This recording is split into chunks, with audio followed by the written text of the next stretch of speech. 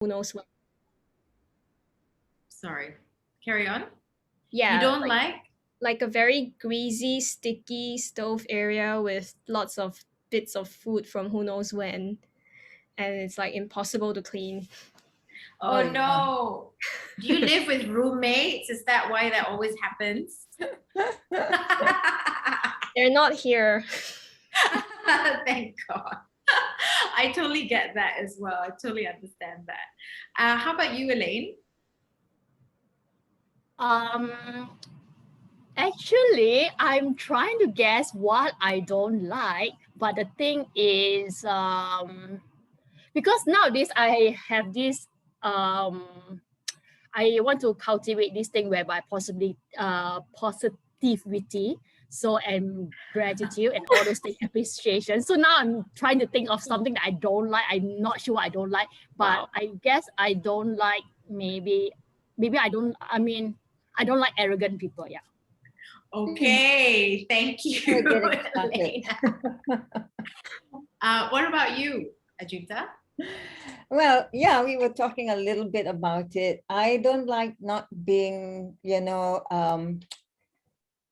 not being in control of myself, not others, myself, where I feel intimidated and scared, a bit of fear in there, not having 100% belief in myself. Okay, thank you. Alex, a friend, would you like to participate? Or are you quite happy to just be here as supports? Because I'm fine either way. I will participate, but you might hear a screaming baby running around. That's okay. Okay. So could you just introduce yourself and pet peeve? Yeah, hi, I'm Alex. My pet peeve, I would say, is whining, which is a bit ironic because I have a 2-year-old, but it is. I don't know if your 2-year-old whines or destroys in creative expression. There he is. Well, you can have a look at my living room. Oh wait, no, it's all on the screensaver. Sorry, anyway, it's a mess. That's a nice beach. You're in Hawaii right now. Thanks, Alex. That's my nephew in the background. And this is his wife, Fran.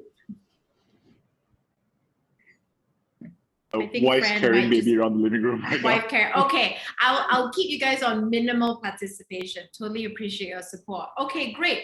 So the thing about pet peeves is what does it instantly do to us? Well, it instantly creates relatability amongst us, except Elaine, who's all about positivity. I'm kidding. I love teasing Elaine. But it instantly creates relatability. And when we walk in for an interview, that's kind of what we want to be bringing in with us, whether it's even just a hi, hello, how are you doing? The power of a question and creating relatability upon the first meeting is very, very useful and very important. And just noticing what it's done to this virtual room of people, I know all of you, but you don't know each other, has already set a nice, comfortable tone. So one of the ways I work in my trainings is I also look at the subconscious beliefs that we have when it comes to certain words. So what I like you to think about now is I'm going to share a whiteboard screen here. I'd like you to think about what are some of the emotions that come up for you when you think about the word interview. And for the actors as well, you can use that as audition. What does it make you feel? Whether it's positive, so Elaine, you can use your positivity here, or if it's something that frightens you. So just throw out some words and I'll write them down. Exchange. Exchange. That's interesting. I like that word. It's an exchange of ideas, an exchange of energy, an exchange of wants. Who said that? Was that Li Hong? Yeah, okay, great. Anyone else? Exciting. Pardon? Exciting. Exciting. Wow, you guys are super positive. I love it. Negative word. What about you, Ajita? You think about interview, what comes to your mind? No man's land and adventure. No man's land. Well, it's an adventure because if I'm going there for a job, then I probably am qualified or semi-qualified for the job. But also there's, in my mind, there would be, and this is me, I'm talking about myself, there might be areas where there are uncertainties. So, Okay. and that adventure is also, there's a bit of excitement there, and there's a bit of fear, maybe a lot, Mhm. like, overcoming Everest, something like that. Wow. Okay, fantastic. I'd also like you to start thinking about some of the bodily experiences that happen to you before you step into the interview. So, does your body get to sleep the night before? Do you sweat before you go into the interview? Is your breathing more shallow? Or are you like shaking your hands in excitement? Are you grounded? What are some of the experiences you have in your body? I think one of it is adrenaline. Like you really feel Adrenaline. like you can just fly out of the building. And I personally live for those moments, okay? I think we all do it, quite a lot of us in this room are adrenaline junkies, for wanting to perform, wanting to put yourself out there, wanting to pitch ideas, events, webinars, all these things. Yeah, quite not afraid. I think because I know all the people in this room, so I can say that you are not afraid. Anything else that happens to your body? Playful. I think my armpits sweat. Armpit sweat, okay. That's interesting. Let's talk about armpit sweating first, and we'll go to playful. So sweating, right? And specifically armpits. Or the palms of my hands, right, will get a little bit balmy, wet. Yeah. Okay. So attractive, armpits, palms. And it's true this because we have our parasympathetic nervous system and our our sympathetic nervous system, which goes into fight or fright mode, right? So when we're in fight mode, all these things happen. We kind of get more tense, muscles constrict, we start to sweat more. And, talking about the Olympics as well, because we've been talking about Simone Biles for quite a few days in a row. She has this thing called the twisties when she goes up in the air and she has no control over space and time. And adrenaline, or the lack of mental focus, of course, she talks about mental health, are really real things that actually happen to the body. So we see here, we have some great words. We've got exchange, is an exchange of energy. We've also got playful. This is from Elaine, right? So the body becomes a little bit more energized. In theater, there's the term le joie, which is pleasure, or élan in French, which means life. So the body goes into this lovely expanse of playfulness, joyousness. We also have no man's land or adventure. So you're walking into an interview. You can prepare as much as you want, but the rest is up to the universe or God or no man's land, like climbing Mount Everest. There's uncertainty, there's also fear. And I think one of the most important things is if it doesn't scare you, then it's not even worth it. It kind of has to scare you. Okay, so I'm going to save this and I'll send it to all of you after when we're done. Thank you for sharing all of that. Now we're going to go into the sort of webinar part of this session, and I'll ask you to unmute yourself until we participate once again. And you can definitely, if you like to pull out your notebook, you can. Hold on, give me 1 second. Okay, get this out the way. Okay. Okay, so going backwards, how to ace an interview. That's what this topic is today. But actually, what I'm really going to talk about, besides how to ace an interview, is how to be. Now, I use a lot of theater techniques into the application of, say, pitching a presentation or public speaking, because to me, theater is kind of the start of it all for me. I learn a lot of my confidence, my articulation, my projection, my bravery came from standing on stages in front of hundreds of people since I was a little girl. And one of the things I really learned is how to be. What does this word really mean? How to be present in front of an audience, how to be present in front of the person interviewing you. That is body language, gesture, open heart stances, breath work, articulation. It's all of that combined. But really, it's also how do we bring about our natural authentic self, because we're always trying to present. Some of the words from our big subconscious bag has to do with fear and excitement together, and they're like parallel opposites that add to the whole experience, right?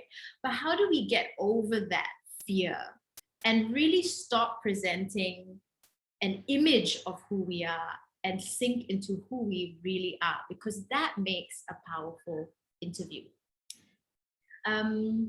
So in terms of being, what gets in the way? What inhibits us from being? It's stress. And this is actually what stress does to the body. In the short term, you'll feel worried, you'll be unable to switch off. Some of it is your breathing actually quickens. So it increases the oxygen around the body. That can increase your heart rate. In the long run, it can also increase your blood pressure. Your skin becomes more sensitive and oily. I suffered with this for years. I used to get so stressed out. I have acne all over my face, the sweaty armpits. Actually, my nickname in school is called Sweaty Armpits, because I was always nervous, taking on too much work, just so stressed.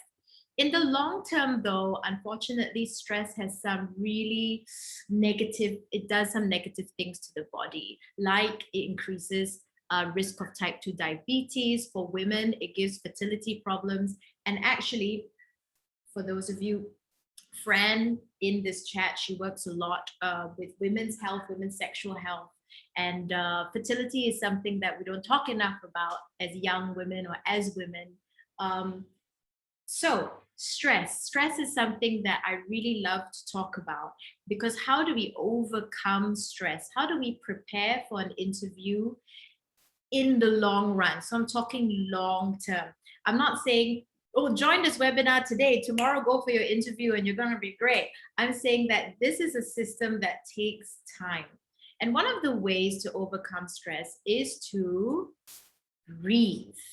Breathing really helps the parasympathetic system. It reduces your heart rate. It decreases your blood pressure. You know, it does everything that supports a calm mind and a healthy, stress-free body that doesn't have tension in it.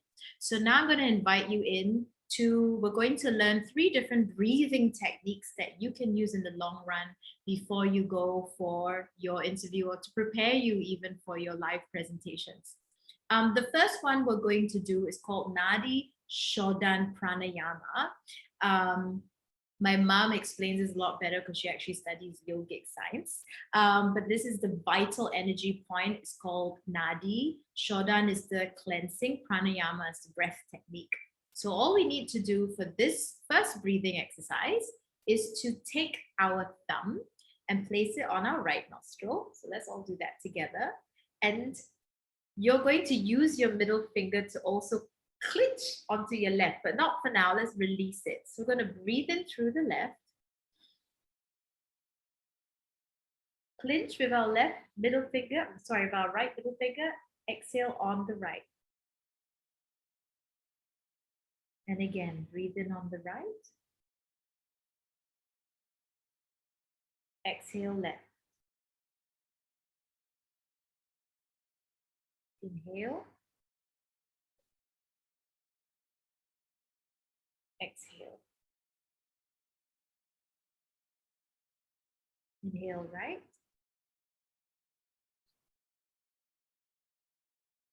exhale left. 2 more times. Inhale left,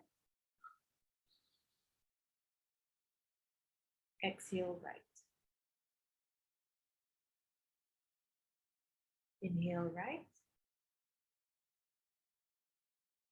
exhale left. And relax. I don't know how you feel, but I'm definitely a lot more calm now. And this sort of intuitive breathing, as and where, is a great tool for you to use anywhere, whether you're in the middle of filming, whether you start just before your interview, before you go in, settle yourself and breathe. It's also an exercise that draws the least amount of attention to you, because sometimes the other breathing exercises are like quite flamboyant. So the Nadi, Shodhana, Pranayama just centers yourself. The second one I'm going to teach you is called river breathing. And I learned this from Kalari Payat, which is the Indian martial arts that I do, which some of you are quite familiar with. So you're going to clasp your hands together like this, and you're going to place them on your thighs. And we're going to inhale, and then our palms go up, and we follow the hands. We exhale, follow the hands. Inhale, allowing a nice stretch. Exhale. Where the hands go, the eyes go. Eyes go, the mind follows. Where the mind is, there is your breath. Where your breath is, there is your energy. And last time, inhale and exhale.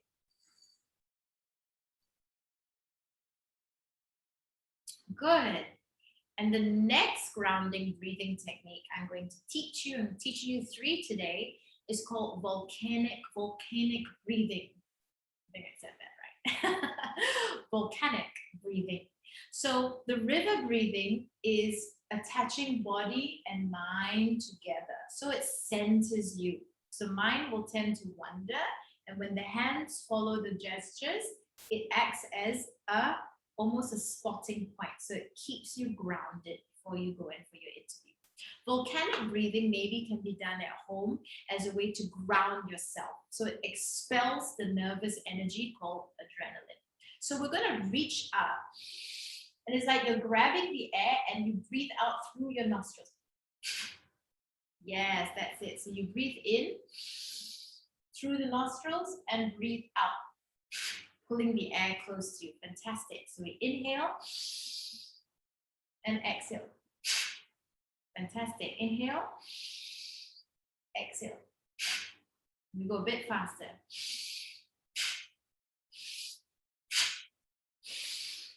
And it goes faster.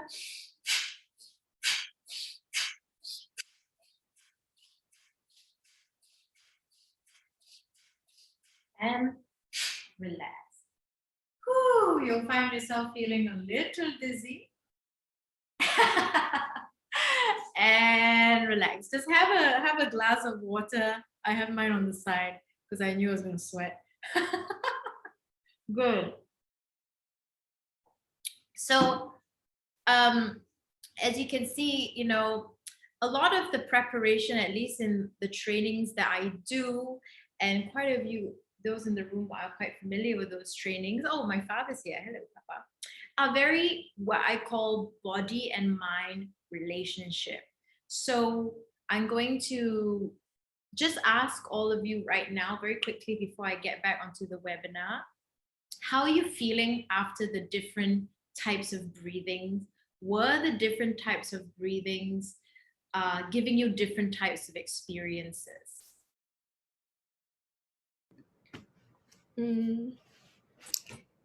I think for river, it was very grounding, helped me to focus, and the volcanic one was very energizing.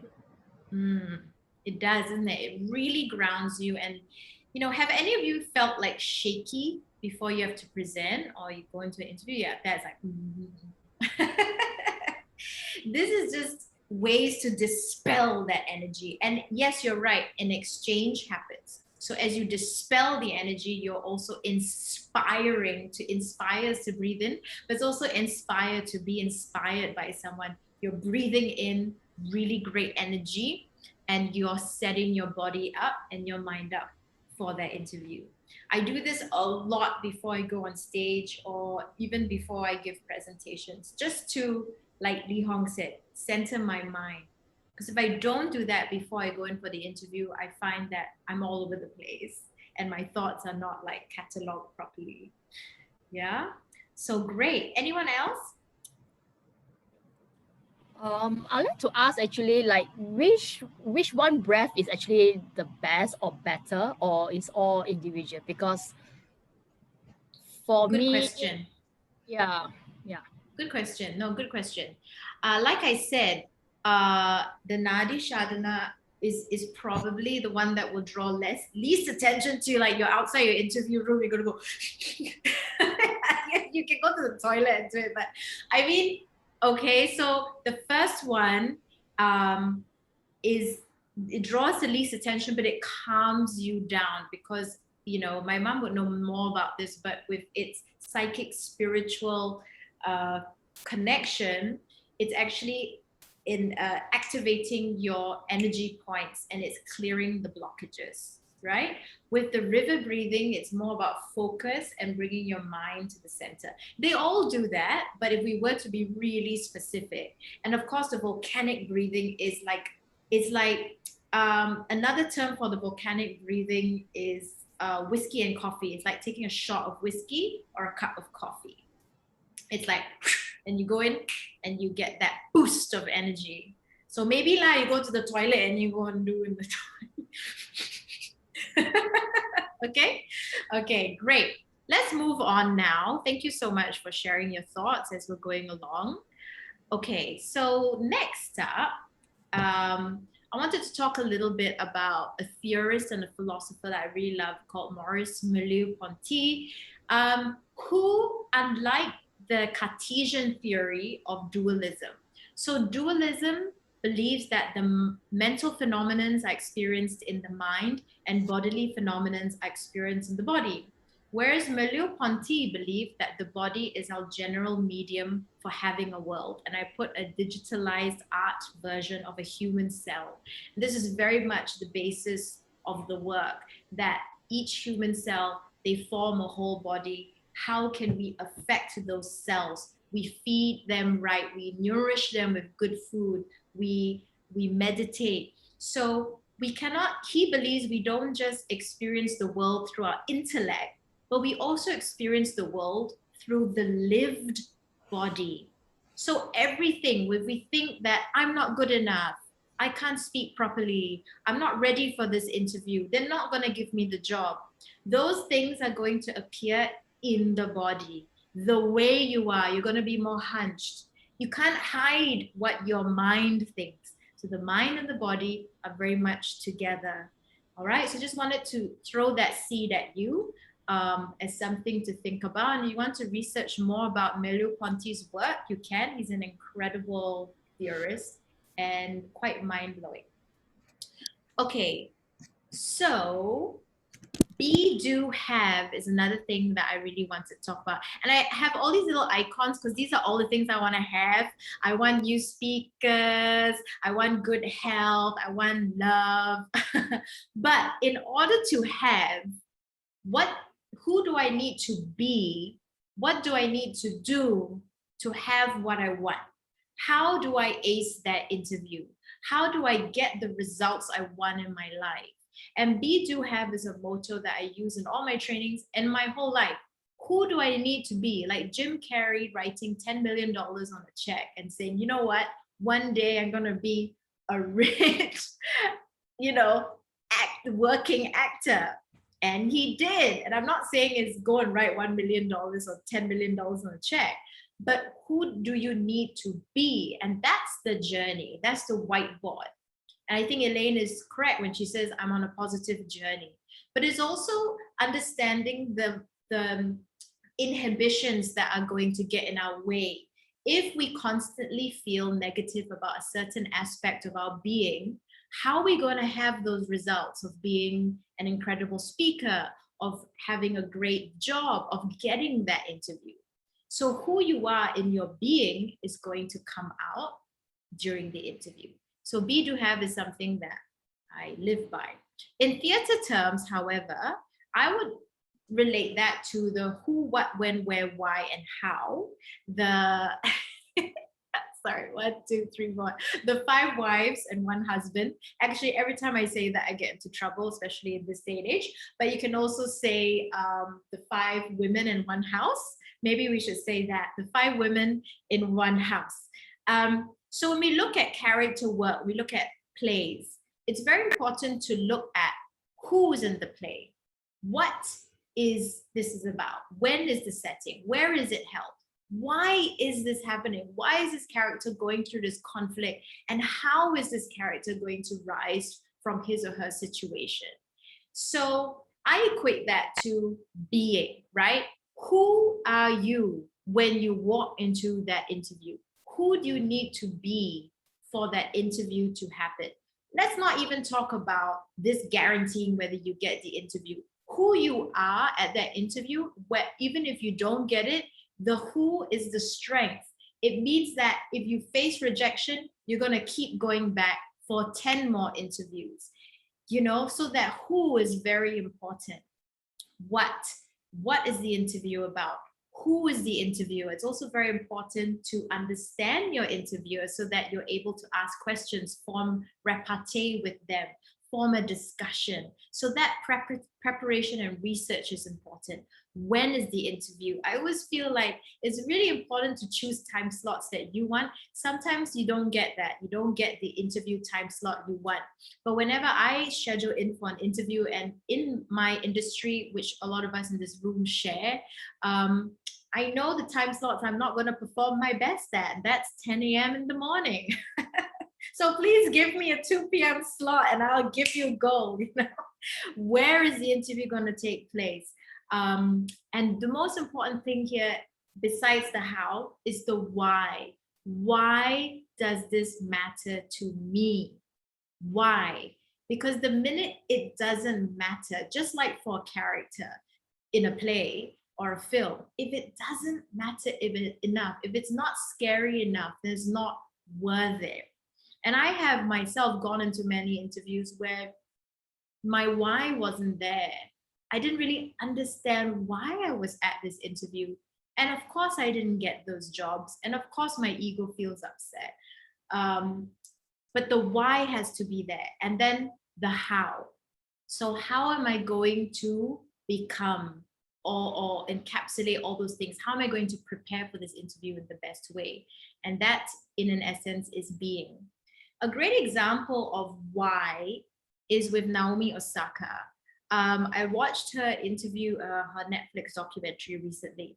And to put it short, Naomi Osaka is, you know, an up-and-coming, she's worldwide famous tennis player. Not what I mean up-and-coming, she's a new star that took, well, in a sense, is competing with Serena Williams, who's been the tennis star of our age, all our ages.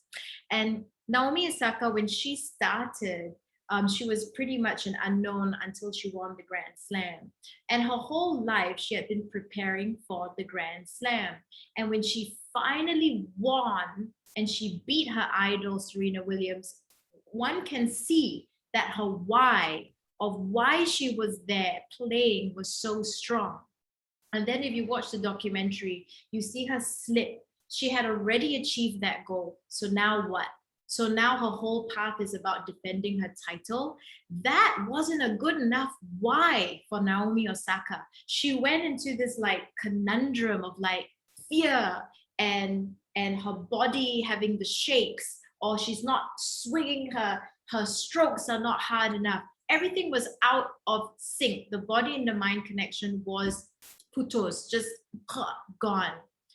She always had this situation between being half Japanese and half Haitian. And she had become a citizen of Japan. So that part of her was settled, but she had never really embraced the Black part of her. And so when the Black Lives Matter issue arose and the movement started, she took that on. She actually took that on fervently. And so you see here, she wore 7 different masks of the 7 different iconic names of people that died tragically, who were fought for in the Black Lives Matter. And she said at that interview during that particular tournament, I hope that I'm going to be standing 7 games in a row wearing these 7 masks. And the way she played during that tournament was back to how she was when it was her dream to beat Serena Williams. And that is the mindset of a winning person wanting to go in for an interview. You got to have the purpose and the drive, and that will set the pace. So I use her as a real great example. So there are many types of interviews, right? Informational interview, someone calls you seeking information, a telephone interview. If we really want to go, I'm not going to go into detail at all, but in a telephone interview, it's important to have sharp answers, delivered with enthusiasm. All they're going to hear is your voice. So how are you going to bring that voice up? The second on-site interview comes after the individual interview, which is face-to-face. Then you have the small group or committee interview, which actually is the most terrifying to me because there are 3 or 4 people in the room. A behavioral-based interview.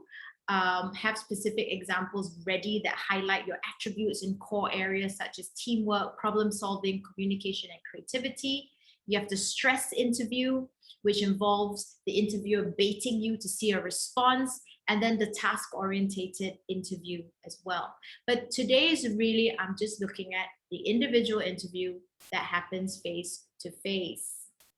So some tips for the individual interview. This has to do with face-to-face. These are not tips even over Zoom because that's a different conversation. This is a physical individual interview. First thing is eye contact. You'd be surprised how few people can handle eye contact. Make that eye contact. Really look deeply into your interviewer's eyes. Not so much that you're asking them for a marriage proposal, but connect on a deep and human level, okay? Even if it's scary. Number 2, I found this online. I really liked it. Don't adapt to the energy in the room. Influence the energy in the room. So like we did our pet peeves exercise, you know, we could have all been quite awkward with each other, but instead we decided to bring things that were real to us. Like, I don't like greasy tables. I don't like stuff on toilet seats. That's you bringing a part of your vulnerability forward. And vulnerability is a very important word to have. And I think we can be vulnerable at interviews because that brings out our authentic self, our natural selves. You know, it also breaks this guard, the walls that we have. So walk into the room, bring your energy in, change the room with your lovely smiles. Pay attention to your body language. So one thing that people love to do sometimes is they're tapping their feet, and this comes in the adrenaline part of the body. Sometimes we're just not aware of what we do. When I started presenting for TV, I just wasn't aware of what I was doing. People have to tell me, Sharda, you're hunched over during your interviews. Or Sharda, you're too nervous, you're like sitting upright during your interviews when I'm interviewing people. Something I always did as well was I used to use my finger a lot. Like I'm talking to the camera using my finger, and my producers would have to say, stop using your finger because that's actually talking down to the general public. So we'd be surprised how much of your body language gives away your nerves or gives away how you feel about the other person. It's really important to have an open stance where you're exposing your heart or your chest, you know, very approachable. I can't give you the correct body language. Only you can find what works for you the best. Because I don't believe there's a cookie cutter guide to how you're supposed to be. All I can say is pay attention to what works authentically for you. How do you express enthusiasm? How do you actively listen or are in a pose of active listening with your interviewer? Because that makes a world of difference. The next tip is speak honestly and openly about yourself, right? I think we talked about this just now that people, or was it with, we were talking about honesty. And that's an interesting word because can we be 100% honest 100% time? And how many white lies do we pluck out of our bottoms before it's too late and we've dug a hole for ourselves? Speaking honestly and openly about yourself. Of course, I'm not saying share your whole family history, your deep dark secrets, but be honest, be open. Also, don't be afraid to ask the interviewer questions. This has always led to great repartee in interviews. It's like, do you have any questions? Yes, please have lots of questions for them. I mean, not so much that it overcrowds their space and takes up their time, because that can also be another thing. But ask questions related to the job scope. Ask them about the working environment. Ask them about pay.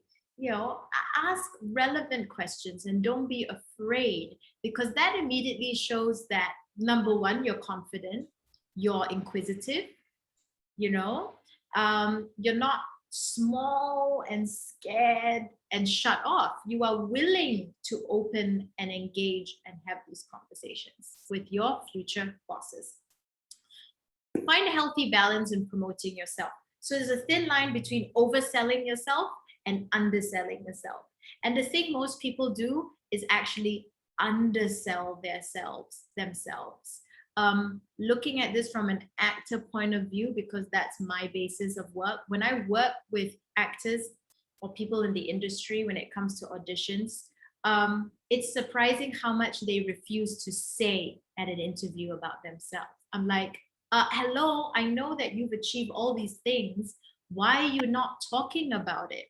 So how do you frame your work in a way that works as a seamless story of events that are snappy, obviously, not too long, not too draggy, but just enough to create a healthy balance and actually putting yourself forward? Because at the end of the day, the beingness has to come through. This is the how. Don't be afraid to promote yourself. And then there's the act of over promoting yourself. But don't worry, I think that only comes with people, as Elaine said, the ones that they're not listening. As much as the interview is about you, it's also about listening to the person that you are going to hopefully be employed by. Actively listening to the space, understanding where you're at, when to talk, when to stop and listen. Okay, I love those little stones. And last but not least, practice and apply relaxation techniques whenever you can. Being totally relaxed in a conversation with anybody in an interview is very important. And the only person that can gauge that level of relaxation is you. You are the only person that knows how many nerves are coming up for you today, how much tension you're carrying. So I always say this is as much a bodily experience as it is a mental experience, and they are both connected. So whatever you need to do that day before the interview, if it's a yoga flow, if it's going to the gym and boxing, well, don't tire yourself out too much. If it's just sitting and meditating and breathing, just remember to have the bodily practice that will take you to the next level, because relaxation allows people to enter, I think as Lee Hong said, an exchange. Something we do with our mouths, and I can see you now without a mask, which is nice. But David Glass talks about this a lot. David Glass is a theatre maker from London, and he has his powerful David Glass ensemble, and I think Lee Hong is part of that right now. I'm pretty sure Elaine has some experience with David Glass as well. And he talks about your mouth being slightly open. There's an exchange of breathing energy, as opposed to your mouth being closed, pursed, form of judgment. These are all psychological tips. I can see Junta's mouth. But don't sit at your interview like that. Hi! It's just a slight awareness of your mouth being open, just slightly, as an energy exchange. And that can only happen when you're relaxed. It cannot happen when you're tense. And I know me, my jaw tenses a lot when I'm very nervous. So these are small little things that help. Okay, before we go on to our last two slides, I'm going to teach you one body stance that will help ground yourself. It's interesting because I know a lot of you in this room, so you've already learned this from me in other areas, but let's just go through it again. This is called, I'm just going to get you to stand up, and find a nice, comfortable standing position in your room. I'm going to get my webcam and I'm going to show you where like your feet to be. Okay, so if you could put your feet together like this, fantastic.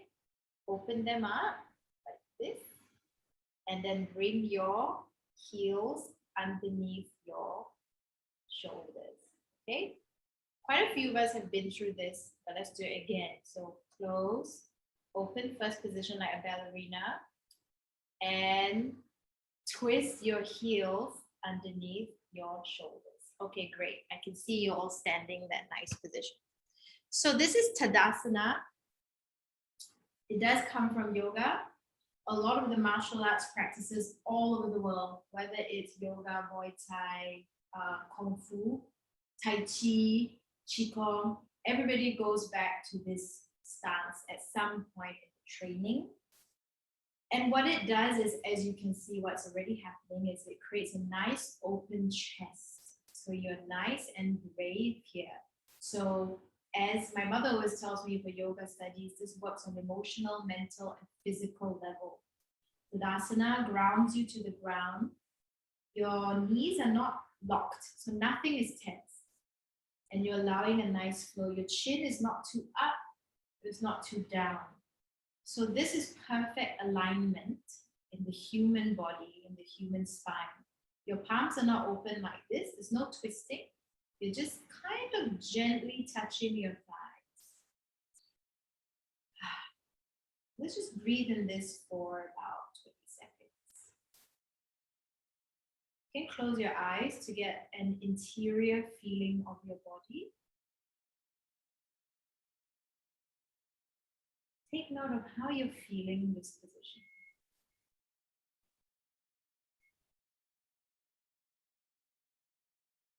If you have any tension, relax.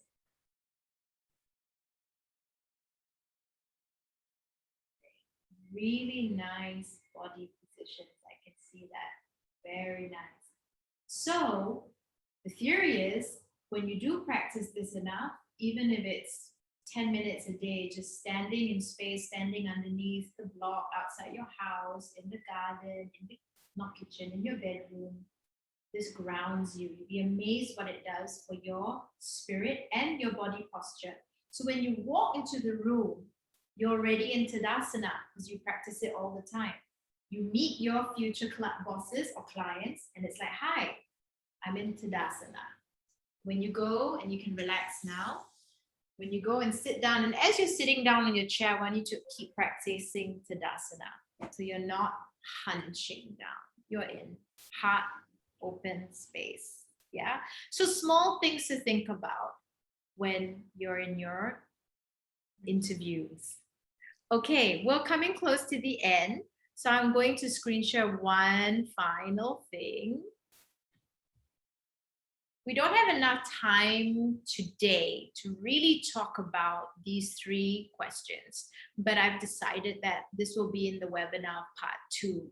Part 1 is really all about body, mind, relationship. But then when we look at interviews, of course, it comes with questions. And how do we actually tackle these questions? Tell me about yourself, like I said, can be seemingly simple question, but how do we relate? Tell me about yourself to what the interview is about, right? I mean, we don't want to talk about something too left tangent, too off.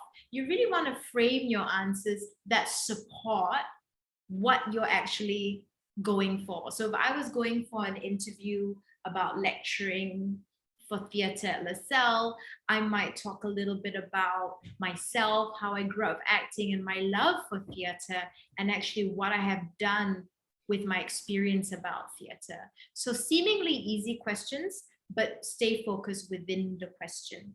What is one of your greatest strengths is another interview question that comes out. And sell me something. Happened to me recently. And I think this is a great one depending on what your interview is about. Obviously, if it's a marketing business interview, they're gonna look at how you sell things. But if it's a different kind of interview, sell me something can actually be testing your level of creativity.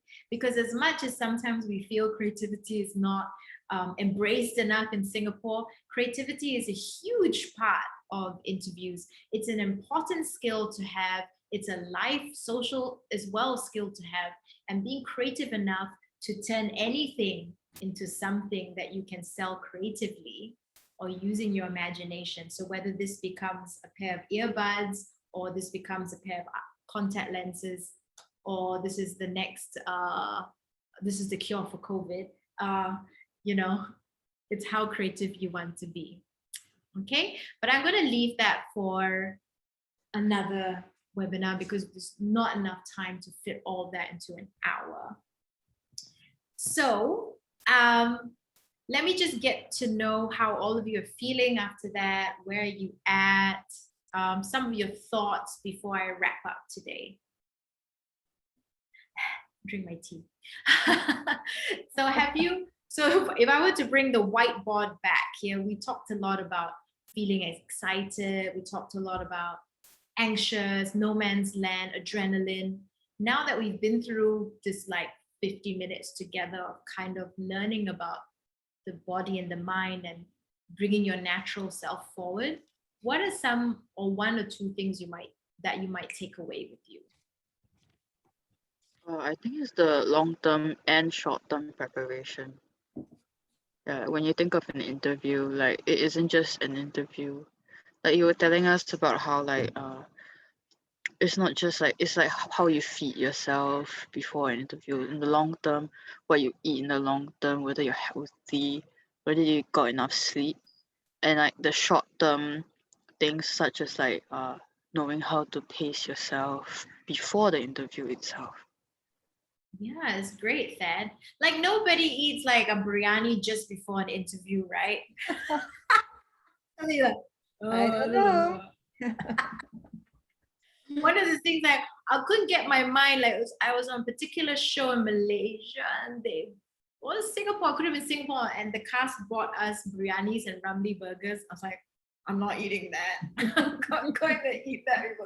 But absolutely the long-term and the short-term preparation. So everything I'm sort of sharing with you in this webinar, interactive webinar, is a long-term and a short-term goal. It doesn't happen overnight, right? The breath practice, it becomes a daily practice of how you can truly become 100% you, because we have to tackle the bodily sensations that come with nerves, and it takes practice and time even. Yeah, fantastic. Anyone else would like to share before I wrap up? I think the motto have, be, do is very useful to break things down into, like, when you have something seems very big and difficult to achieve. I think that very succinctly breaks it down into more achievable steps. Yeah. So that is be, do, have. So Be, when have. you're, so when you're, that's great. I like that you said that, and I have an energy exchange with you because I take that way when I explain it to people. I like how you put it out. It's succinct and it's steps. So when you be, first plan who I need to be. What do I need to do in order to have that? And I always love Jim Carrey. I love people who can actually say, I'm going to win an Olympic medal, or I'm going to be the prime minister, or I'm going to get that interview, because they're not scared if they don't get it. And I really appreciate people who do that, because they are being, and they're going, okay, that's a risk. That's a big risk. That's courageous. I've said it to the whole world now. Now I gotta do it. So yeah, just don't say you're gonna get married 3 times, like some people. Okay, great. If that's all, that's all. I'm just gonna. Elaine, would you like to say anything? Are you good? Yeah, I'm fine. Thanks. Okay. Ajunta, would you like to say anything? Well, thank you, because there's a lot of takeaways there. One of them is passion. I mean, I get that you are passionate, but you're saying that, you've got to sell that passion. That's part of ourselves. And yeah, sell me something, I'll sell you my passion. Well, thank you, Sharda. Being your mom doesn't mean that I don't get rubbed off by you constantly.